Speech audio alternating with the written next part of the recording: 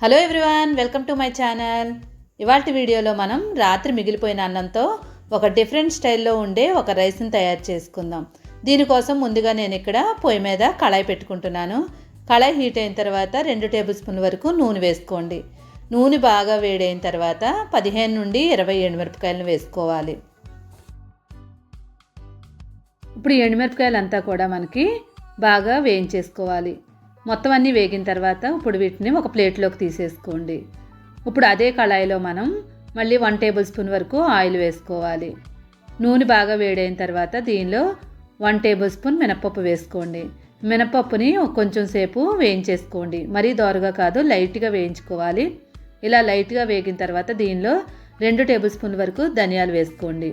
ఇప్పుడు ఈ మినపప్పుని ధనియాలని కొంచెం దోరగా వేయించేసుకోండి.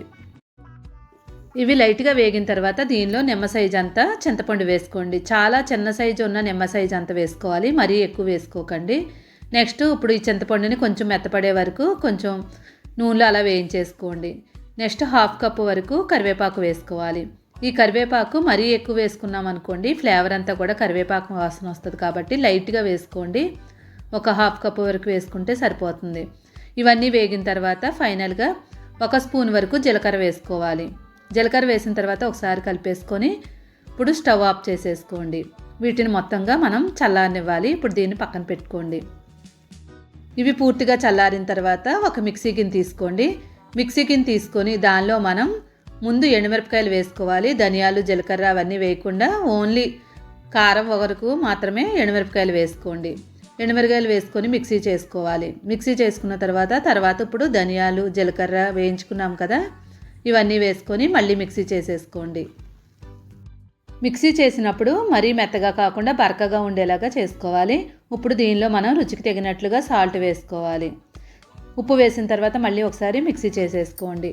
ఇప్పుడు మనం గుమగుమలాడే వాసన కోసం వెల్లుల్లిపాయ వేసుకోలేదు. ఇప్పుడు వెల్లుల్లిపాయ వేయడం కోసం పొయ్యి మీద కళాయి పెట్టుకొని దానిలో ఒక 8 వెల్లుల్లిపాయ రొమ్మలు వేసుకొని లైట్గా వేయించేసుకోండి. ఇలా లైట్గా వేయించడం వల్ల మనకి వెల్లుల్లిపాయ వేయడం వల్ల పాడవకుండా ఉంటుంది, ఎన్ని రోజులైనా నిల్వ ఉంటుంది. కాబట్టి ఇలా లైట్గా వేయించుకొని మిక్సీ గిన్నెలో వేసేసుకొని దాన్ని కూడా మిక్సీ చేసేసుకోండి.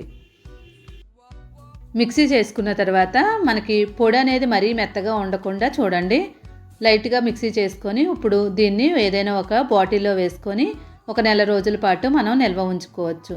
ఇప్పుడు దీన్ని మనం ముందుగా తయారు చేసుకొని ఫ్రిడ్జ్లో పెట్టుకున్నా లేదంటే బయట ఉంచుకున్నా పర్వాలేదు.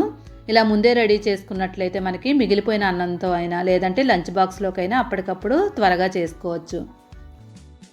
చాలామంది పులిహోర అంటే బోర్ కొడుతూ ఉంటుంది కదా, అప్పుడు ఇలాగా డిఫరెంట్గా చేసుకోవచ్చు. ఇప్పుడు రైస్ తీసుకున్నాను, పొడి పొడిగా చేసుకోండి. ఇప్పుడు పొయ్యి మీద కళాయి పెట్టేసుకోండి.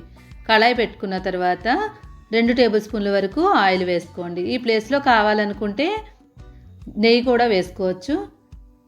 దీనిలో 1 టేబుల్ స్పూన్ ఆవాలు, మినపప్పు 1 టేబుల్ స్పూన్, నెక్స్ట్ దీనిలో శనగపప్పు 1 టేబుల్ స్పూన్, పల్లీలు 1/2 కప్పు వరకు వేసుకోండి. కొంచెం పల్లీలు మన ఇష్టం బట్టి, పల్లీలు వద్దనుకున్న వాళ్ళు ఉంటే ఈ ప్లేస్లో మనం జీడిపప్పును కూడా వేసుకోవచ్చు.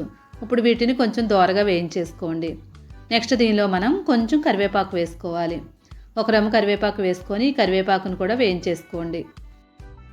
ఇవి పూర్తిగా వేగిన తర్వాత 1 కప్పు వరకు రైస్ వేసుకోండి. ఎంత మిగిలిపోతే అంత రైస్ వేసుకోవచ్చు, మనం తినేదాన్ని బట్టి రైస్ వేసుకోండి. రైస్ వేసిన తర్వాత మొత్తం అన్ని పోపు దినుసులు అన్నీ కలిసేలాగా కలిపేసుకోండి. అన్నం వేసేటప్పుడు మనం పొడి పొడిగా ఉండాలి, ఉండలేమన్నా ఉంటే తీసేసుకొని వేసుకోండి.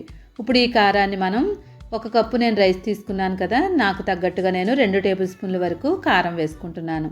ఆల్రెడీ మిక్సీ చేసుకున్నాం కదా, ఆ కారాన్ని వేసేసుకోండి. ఈ కారం వేసిన తర్వాత మళ్ళీ ఒకసారి బాగా కలిపేసుకోండి. ఈ పొడి మనకి ఇడ్లీలోకి, దోశలోకి కూడా చాలా బాగుంటుంది. మొత్తం అంతా కలుపుకున్న తర్వాత మనకి రైస్ రెడీ అయిపోయింది. చాలా అంటే చాలా టేస్టీగా ఉంటుంది, తప్పకుండా ట్రై చేయండి. ఇలా కాకుండా ఎంత ప్రాసెస్ చేయలేము అనుకున్న వాళ్ళకి రెండో రెసిపీ కూడా చూపిస్తాను. డైరెక్ట్గా మనం ఏ పొడి పని లేకుండా డైరెక్ట్గా అప్పటికప్పుడు మనం రైస్ని ఎలాగా తయారు చేసుకోవాలో చూద్దాం. ఈ రైస్ కోసం మనం కారంతో తయారు చేసుకుంటున్నాము. ముందు ఒక రోలు కానీ ఒక మిక్సీ కానీ తీసుకోండి. దానిలో ఒక 8 వెల్లుల్లిపాయ రొమ్మలు వేసుకోండి. దీనిలో మనం కారం వేసుకోవాలి. 1 టేబుల్ స్పూన్ వరకు కారం మీరు తినేదాన్ని బట్టి వేసుకోండి. రుచికి తగినట్లుగా సాల్ట్ వేసుకోవాలి. ఇప్పుడు ఈ మూడింటిని కూడా రోల్ ఉంటే రోల్లో ఒక్కసారి దంచేసుకోండి. మిక్సీ ఉంటే ఒకసారి మనం మిక్సీ చేసుకుంటే సరిపోతుంది. ఇప్పుడు మనకి పొడి రెడీ అయిపోయింది కదా. ఇప్పుడు దీన్ని పక్కన పెట్టుకోండి. ఇప్పుడు పొయ్యి మీద కళాయి పెట్టేసుకోండి. అంత ప్రాసెస్ చేయలేని వాళ్ళ కోసం ఇలా డిఫరెంట్గా కూడా చేసుకోవచ్చు. కళాయిలో 1 టేబుల్ స్పూన్ వరకు ఆయిల్ కానీ నెయ్యి కానీ మన ఇష్టం. దీనిలో మనం 1 స్పూన్ వరకు ఆవాలు, 1 టేబుల్ స్పూన్ జీలకర్ర, 1 టేబుల్ స్పూన్ మినప్పప్పు, 1 టేబుల్ స్పూన్ శనగపప్పు, ఇలా పోపు దినుసులన్నీ వేసుకున్న తర్వాత నార్మల్గా దానికి ఎలా చేసుకున్నామో అలాగే పల్లీలు కూడా వేసేసుకోండి. పల్లీల ప్లేస్లో కావాలంటే జీడిపప్పు వేసుకోండి. ఇప్పుడు వీటిని బాగా వేయించేసుకోవాలి.